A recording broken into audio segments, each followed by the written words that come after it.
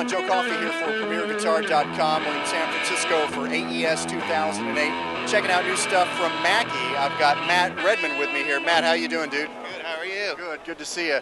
Hey, we want to check out this new amp. A lot of people have heard about this. Yeah. This is a Mackie amp, but it's got tubes in it, and you can switch. It's got a digital processor. Run it down for me.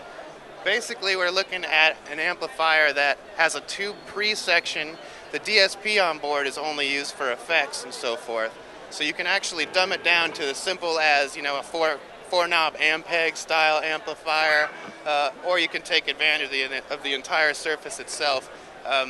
Compression, tremolo, other sorts of modulation, drive, and so forth. So what you really want to do is, as you zoom into the top here, you've got your normal things, of course, a volume and EQ and so forth.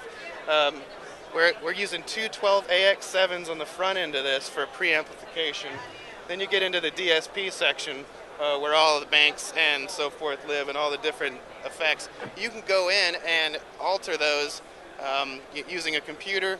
You can actually hook it up by USB, or you can just go in on the surface of the thing and get any different settings you want to. That's really interesting because we have a lot of tube heads out there. I mean, there's a DSP, but I mean, this is true MOSFET preamp. The DSP is on the back side. That's it. Like, I got a button right here. I can just put it into manual mode, and again, you could take advantage of just the EQ.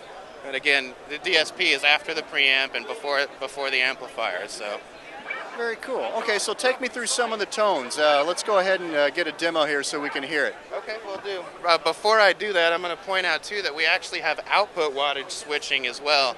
Right now I have it dialed down to 1 watt, so it's not all that loud. But I can jump it up to 2 watts or 4 watts or 8 watts all the way up to 120. So the benefit there is that I can dial in a sweet lead tone and then kick the volume down or the output down and not lose my overdrive. The same tone that I would get there, I can drop down same volume or lower volume, same tone without losing any of that edge. So that's a huge benefit as well. Basically, the default banks are set up so that we have a clean channel, a crunch channel, an overdrive channel, and a lead channel. You can go in again and edit any of that. Again, hooking it up to a computer, really deep editing, and go in, name all of your own presets. Nice clean tone. Turn up the tone a little bit here so I get some more treble. Turn up the output volume so we can hear what we're doing a little bit. Up to a crunch. So if I'm playing softly, I get a nice quiet tone, just dig into a little bit and I get that overdrive you're looking for. Then the overdrive, so you start to hear that compressor kick in and get a little bit gritty. And then you jump over to the lead channel.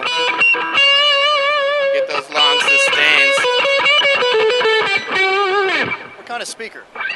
It's actually it's a Celestion, but it's custom made, and you can see if we flip this guy around to the back real quick. You're looking at a Mackie custom right there. Also, as we're looking at the back panel, you can see that there's a microphone input, a couple of stereo inputs as well, so I can run a CD player, a computer into this thing, microphone, whatever you want to do. And if you look real close, you can also see that there's a compression driver inside of it up near the top too. So I can sort of treat it as a PA speaker in addition to a guitar amplifier by running full range signal into it. I notice you have an extra little cab underneath it. Same setup with a... It's just the cabinet. There's actually another 30-watt amplifier built into this that's exclusive purpose is to power the extension cab. Yeah. So if you again, you're not sacrificing tone when you turn it down the volume for a recording studio or bedroom setup and get that sound that you want. Likewise, you can take it out and gig with it and take the cab with you and dial it all the way up to 120 watts and you tear someone's face off. What's your price point? Right around $1,600, Matt. Yeah. I'm Joe Coffey. You're watching PremierGuitar.com.